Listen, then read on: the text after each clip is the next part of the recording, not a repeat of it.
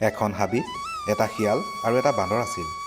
সিহঁতে দুয়ো সখী পতাই হেঁপাহ পলুৱাই খাই ফুৰিবলৈ আলচ কৰিলে। এদিন সিহঁতে ক'ত কি খাবলৈ পাওঁ বুলি ভাবি হাবিৰ মাজৰে ৰাজ আলি এটাৰ কাষত লুকাই আছিল। এনেতে সেই বাটেদি গোটা চেৰেক মানুহে বিয়াৰ গাখীৰ, গুড়, কল, কুঁহিয়াৰ ভাৰ বান্ধি লৈ যোৱা দেখিলে। তাকে দেখি শিয়ালে বান্দৰক ক'লে, সখী, সেই মানুহকেইটাই লৈ যোৱা বস্তুবোৰ খাব লাগিব। এতেকে এটা বুদ্ধি উলিওৱা যাওক। তুমি অলপ দূৰতে বাটৰ কাষৰ জোপা এটাৰ ভিতৰত লুকাই থাকা, মই এইখিনিৰ জোপা এটাতে লুকাই থাকোঁ। সিহঁত যেতিয়া আহি আমাৰ ওচৰ পাবহি, মই মাতিম হোৱা আৰু তুমি মাতিবা খোৱা। দেখিবা সিহঁতে হঠাৎ আমাৰ হোৱা খোৱা শুনিলে ভয় খাই বস্তু পেলাই লৰ মাৰিব। বান্দৰ আৰু শিয়ালে এই বুদ্ধি আলচি লুকাই থাকিল। আৰু যেতিয়া মানুহকেইটা আহি ওচৰ পালে, তাহাঁতি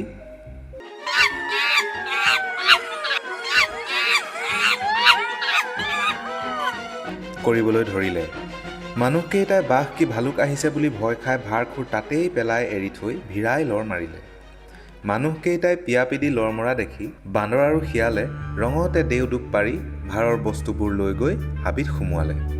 সখী, আমি বস্তুবোৰ ইয়াতে খাবলৈ বহিলে যদি সেই মানুহকেইটাই সিহঁতৰ বস্তু বিচাৰি উভতি আহে, তেন্তে আমাক ইয়াতে পালে মাৰি আইধ্যা কৰি বস্তুবোৰ কাঢ়ি লৈ গুচি যাব।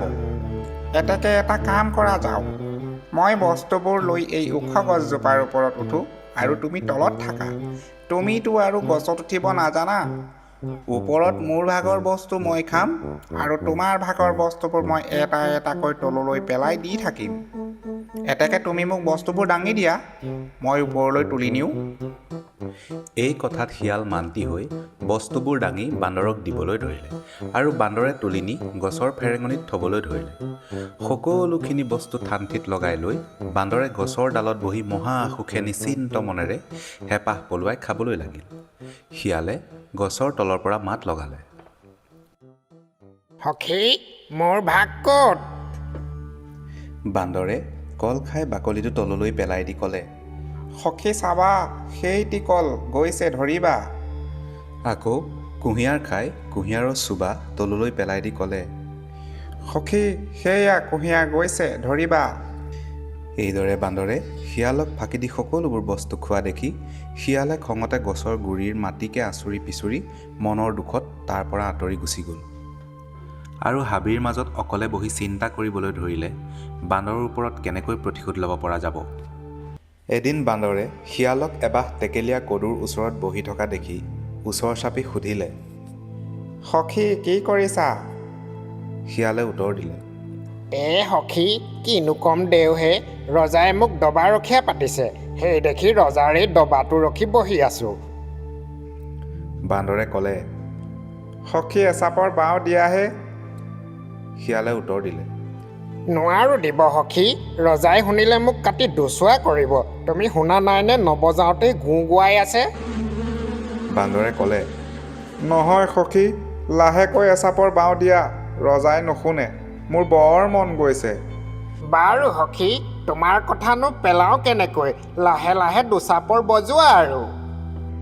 এই বুলি বান্দৰক কৈ শিয়াল সাউৎকৰে আঁতৰ হ'ল। বান্দৰে আনন্দতে কদুৰ বাহত চাপ মাৰিলত গোটেইবোৰ টেকেলীয়া কদুৱে তাৰ হাতে ভৰিয়ে গায়ে মুখে উগুৰি খাই পৰি কামুৰিবলৈ ধৰিলে আৰু বান্দৰৰ মুখখন উফৰি দোন যেন হ'ল। বান্দৰে তত নেপাই বাগৰি জুগৰি চিঞৰি বাখৰি শিয়াল সখীহক মাতিলে, সখী, সখী, আহা, মই মৰিলোঁ। শিয়ালে দূৰৰ পৰা উত্তৰ দিলে, কলটো খাই যে মোলৈ বাকলিটো পেলাই দিছিলা, তাৰ উপকাৰ কৰিলোঁ। এই বুলি কৈ লাহেকৈ হাঁহি এটা মাৰি শিয়াল তাৰ পৰা আঁতৰি গ'ল। ইয়াৰ বহুত দিন পিছত বান্দৰে এদিন দেখিলে শিয়ালে এডৰা বেজ কচু ৰখি আছে। বান্দৰে তেতিয়া সেই কদুৰ কথা একেবাৰেই পাহৰি গৈছিল। সি ওচৰ চাপি আহি শিয়ালক সুধিলে, সখী, কি কৰিছা? সেইডৰা কি? শিয়ালে হাঁহি মুখেৰে বান্দৰৰ ফালে চাই মাত লগালে, এইডৰা ৰজাৰ পুৰা কুঁহিয়াৰ। মোক ৰজা ঘৰৰ পৰা ৰখীয়া পাতিছে দেখি ৰখি আছোঁ। কিনো কৰিম দেওহে, ৰজাৰ হুকুম। কুঁহিয়াৰৰ নাম শুনিয়েই বান্দৰৰ মুখৰ পানী ওলাল। বান্দৰে ক'লে, সখী, মোক সৰু চাই এডালি খাবলৈ দিবানে? শিয়ালে উত্তৰ দিলে, আও, তুমিনো কি কোৱাহে? ৰজাৰ কুঁহিয়াৰ মই তোমাক কেনেকৈ খাবলৈ দিওঁ? ৰজাই শুনিলে মোকতো মাৰিবই, পেটৰ পোৱালিকো চিৰি মাৰিব।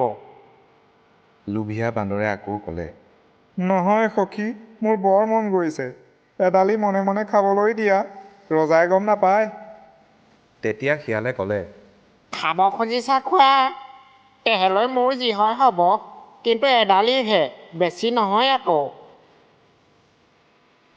শিয়ালৰ অনুমতি পোৱা মাত্ৰকে খকুৱা বান্দৰে ডাঙৰ কচু এডাল আনি লৰালৰিকৈ চুবাবলৈ ধৰিলে। তৎক্ষণাৎ কচুৱে তাৰ মুখ খজুৱাই তত এৰুৱাই দিলে আৰু সি চিঞৰি গছৰ পাত সৰাই শিয়ালক মাতিবলৈ ধৰিলে।